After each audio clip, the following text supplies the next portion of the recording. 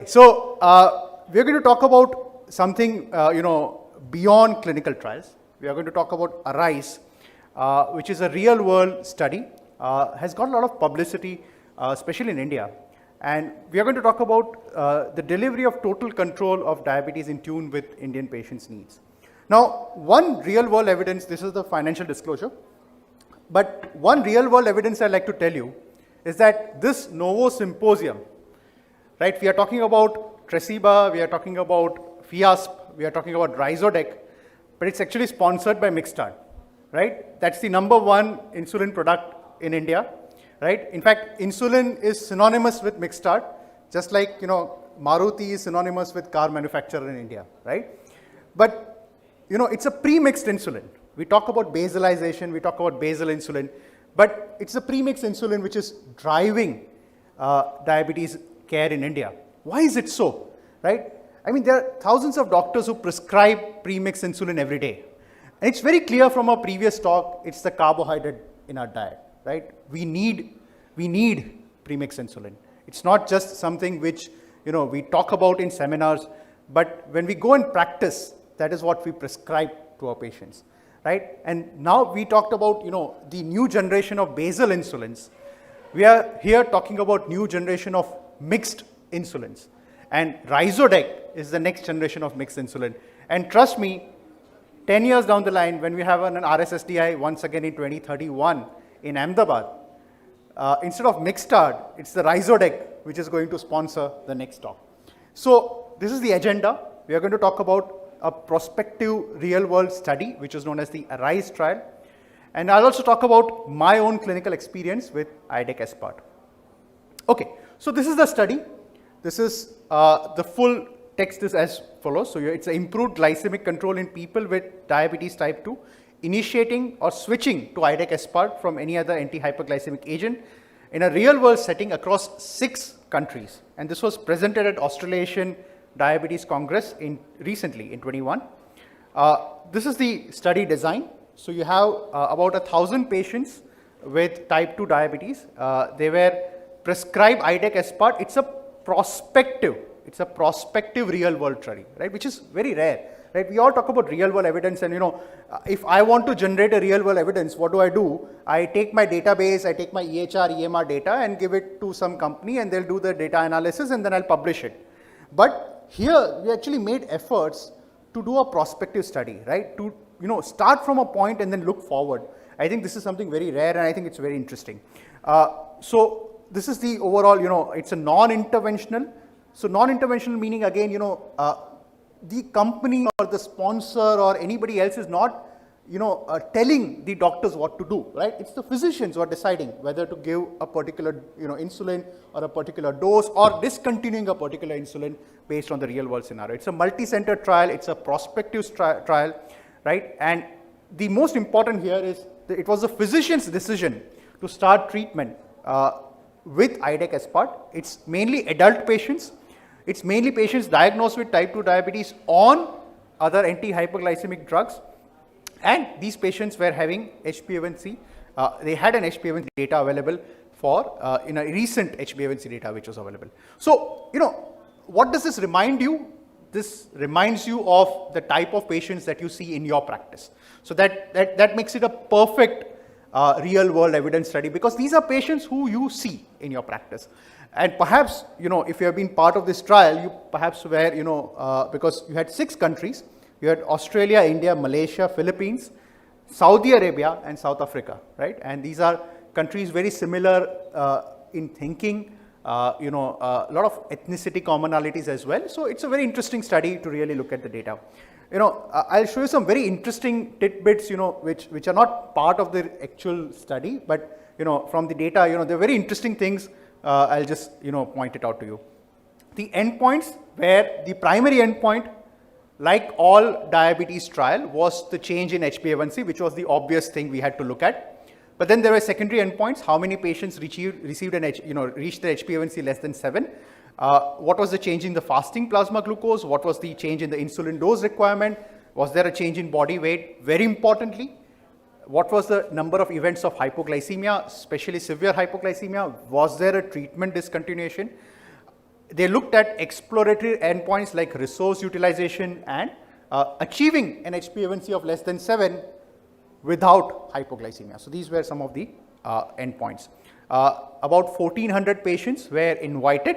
Of that, 1,100 really, looked at enrolling in the study.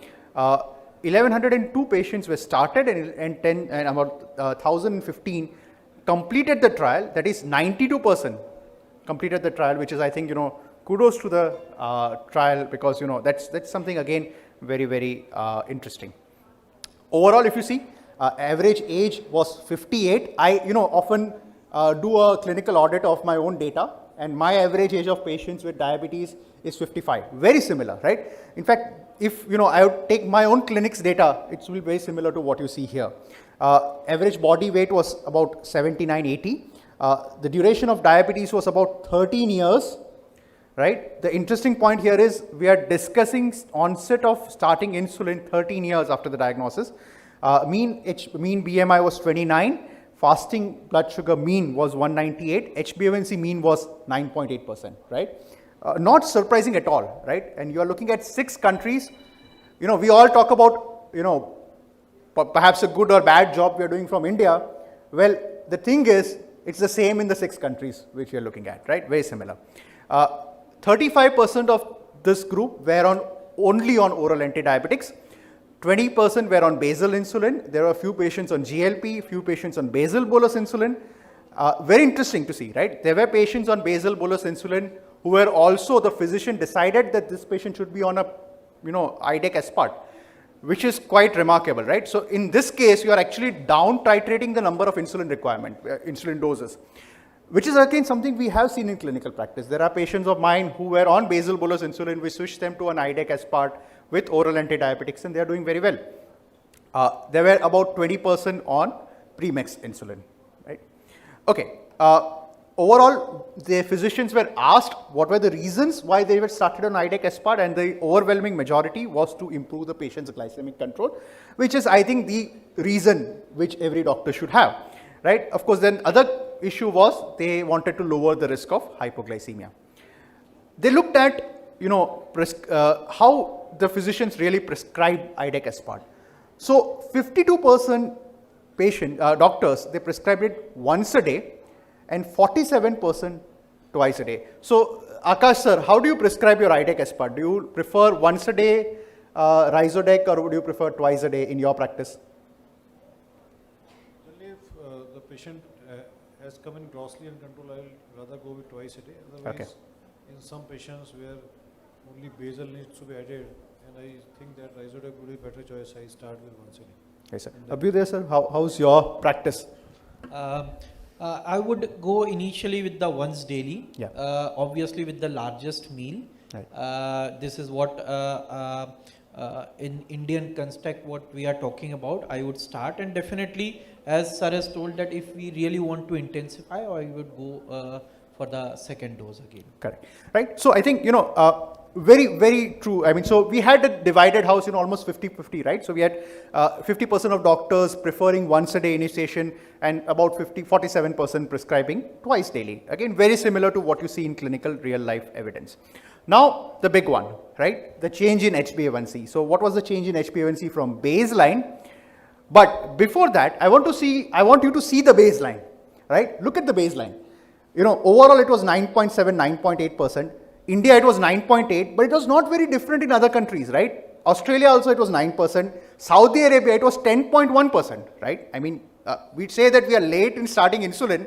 Well, Saudi Arabia is perhaps even later, right? So overall, all the 6 countries, we had similar baseline HbA1c to start with, similar, close to 9%, right? And again, the fall in HbA1c is also very interesting, right? Now, you started at a very similar baseline, but Australians, and I'm assuming that you're dealing with a Caucasian population, right, had 0.8% reduction of HbA1c, whereas Indians had 1.6% reduction of HbA1c, right? So you had almost double the HbA1c reduction in Indian patients compared to the Caucasians, and you had 2% reduction in Saudi Arabia. Again, I'm sure again there will be a mixed population, but again perhaps a relatively high carbohydrate rich population. Also, they had more to lose, right? So the point here is India really stands second in terms of the reduction of HbA1c, which is very clear that this extra carbohydrate and this extra short-acting insulin which you give with your basal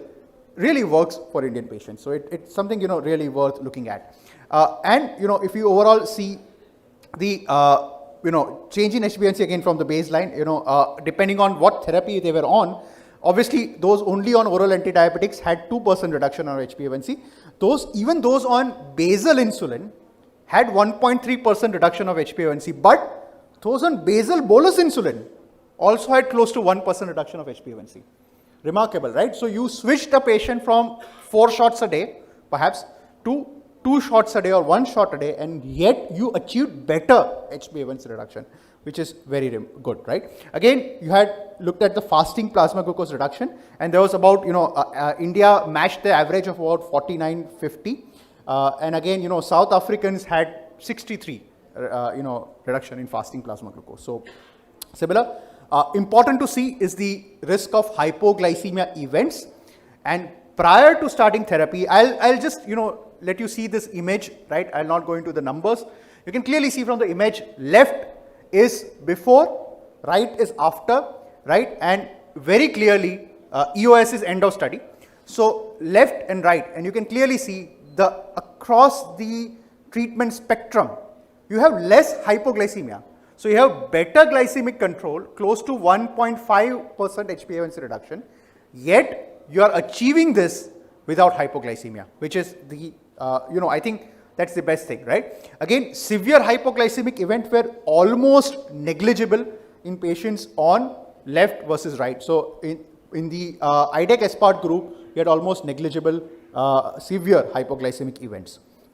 Again, resource utilization is very important, right? When we are talking about, a lot of these countries are poor countries, India, right, definitely. And what you're looking at is how much they had to spend extra, how much of the resources was additionally required for the patient. And I think you can clearly see here that there was actually a reduction in resource utilization. And by resource utilization, it means patients coming to emergency, patients calling up the doctor at odd hours, patient calling up the diabetes educator, patients requiring additional medications, patient requiring additional therapy, additional treatment. You are avoiding this, you are reducing this, and this, that extra money that you give for a newer insulin, you are actually saving a lot of money by reduced resource utilization. Right? So overall, the conclusions from this study were very clear. You had 1.6% reduction of HbA1c. You had about 50 milligram per deciliter reduction in the fasting plasma glucose in the Indian cohort. You had better safety, right? As Dr. Rajiv sir clearly said, without safety, if you achieve good HbA1c control, that doesn't mean anything, right? You need to achieve the same with good safety, right? And you had lower resource utilization, which makes this a ideal insulin. Okay. Overall, what are the, complements to consider IDEC-SPART? So patients failing to achieve good glycemic control, patients having postprandial spikes, patients having hypoglycemic risk, especially nocturnal hypoglycemia, patients, a lot of them may have, complex regimes, basal bolus, perhaps these patients, and those patients who require flexibility in terms of timing, these are ideal patients to be put on IDEC-SPART. I think, and the company itself is very,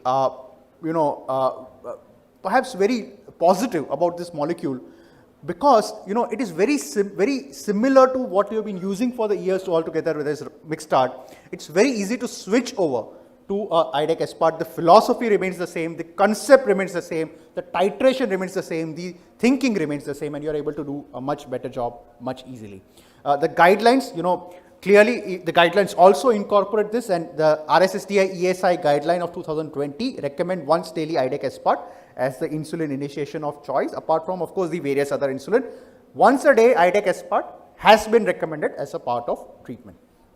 Now, I'll give you my in-clinic experience in the remaining time which is there.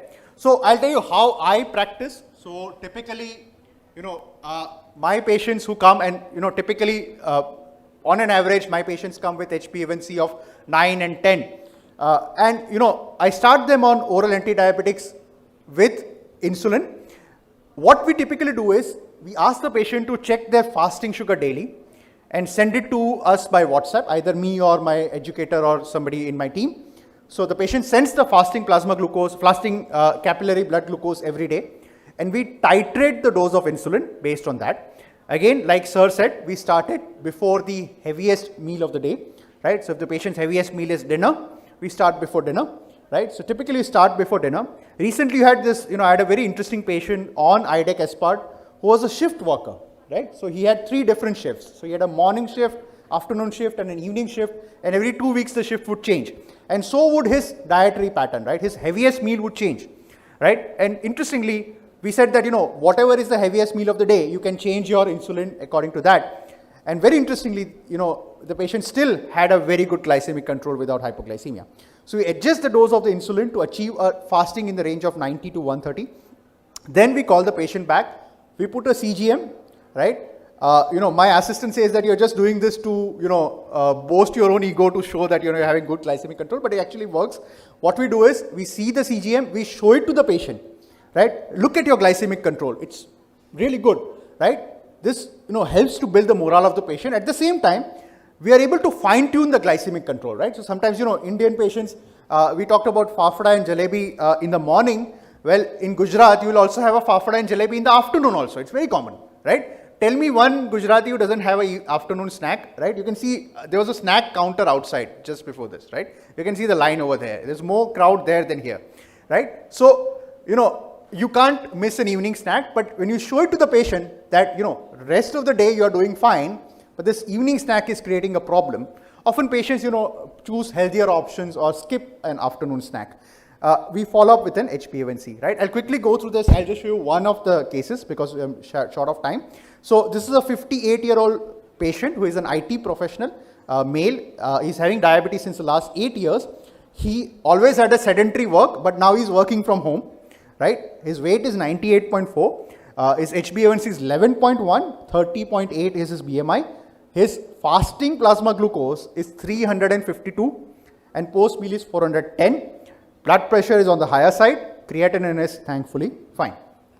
He is on oral antibiotics, right? Because of the lockdown, he locked himself down and did not go to the doctor as well. So he's on glimepiride, metformin, voglibos, DPP-4 inhibitors. I remind you again, his fasting is 350, right? So his main concern, I think there shouldn't be any other concern. His main concern was poor glycemic control. We put him on a IDEC Aspart, and typically I typically start doses little bit higher than what a lot of people do. So I typically start the fasting plasma glucose minus 50 divided by 10. His fasting sugar was 352 minus 50, 300 divided by 10. So, so about 30 units is what I start, right? Add in an acarbose 3 times a day, sitagliptin with metformin twice a day, and a saroglitazar once a day. Lot of you will tell me why not an SGLT2? Well, typically when I see a patient with very high glycemic, very poor glycemic control, very high sugars, I don't add an SGLT2 right at the beginning. You insulinize the patient, you stabilize the patient, and then at a later date, you switch from your DPP-4 to an SGLT2, which works beautifully because a lot of these patients are actually catabolic at this point of time. They are already losing weight, they are already miserable. By adding an SGLT2, sometimes the symptoms become worse, right? So you give them a DPP-4 first, and then once the things become better, you switch over to an SGLT2, right? So in this patient, we discuss the importance of insulin in diabetes management, and if you look into the eyes of the patient and tell them you need insulin, your blood sugar is 350. Even if he does a Google search, I think he's not going to get a different answer to that, right? It's very simple. We talked about, we chose the meal based on his highest carb intake. We also had, the rationale for using IDEC Aspart was ease of use, of course, and flexibility. And, we asked the patient to check their fasting blood glucose and report it to us. So this was the overall control. We started with 30 units. After a month, it was up titrated to 34. You can clearly see his fasting plasma glucose went from 352 to 89. But what happens in these patients? There is a break of glucotoxic cycle. And because of this break of glucotoxic cycle, you can also see his postprandial now is better. It's 112, which is fantastic, right? His HbA1c was 11, but it's a recent patient, so I don't have the follow-up HbA1c, but I have the CGM data, and the CGM, estimated HbA1c was 5.5%, which is again remarkable. His weight was almost the same, and 6 weeks later, just 5 more minutes, 6 weeks later, his IDEC aspart dose was further reduced. Now he's doing well. The same glycemic control with 16 units of insulin. Fasting is 98, post meal is 135. And now, somewhere down the line, we added an SGLT2 and is also losing weight and has lost about 3 kgs. This is a CGM. Okay, again, you know, like my assistant says, you're just doing this to boost your own ego or to showcase what you're doing, right? But then this is the real thing, right? His average sugar, 91, 92% time in range, right? You can see overall glycemic control, almost no hyper spikes, no hypo spikes. I think, you know, this is what an ideal diabetic control should be. And, you know, I put a lot of CGM on myself, as perhaps Dr. Rajiv knows, you know, and in a non-diabetic person, this is what you'll find, right? So this is, I'm not saying that patient is non-diabetic now, but the thing is, you know, this is what ultimately you should try and achieve, and this is what prevents complications from happening, right? This is the, you know, in-depth data. So you can see the glucose variability is 20%, which is, you know, less than 36% is considered good, 92% time in range, and so on and so forth, right? Other cases, I'll just see the CGMs, you know, I'll not go into details, right? Similar patients you can see. Again, you know, this evening spike, right? Nashto in evening, right? Very simple. Okay, so similar things we do in a lot of these patients, right? Okay, so overall, you know, the learnings here are that once a day, IDEC aspart is a great insulin to initiate in patients requiring insulin as per the current guidelines. It can also be used in patients with newly diagnosed type 2 diabetes without ketosis, having osmotic symptoms like weight loss and, you know, polyuria, polydipsia, so on. It can easily be combined with other oral anti-diabetic drugs. You can initiate it before the largest meal of the day and titrate based on the fasting blood glucose, right? So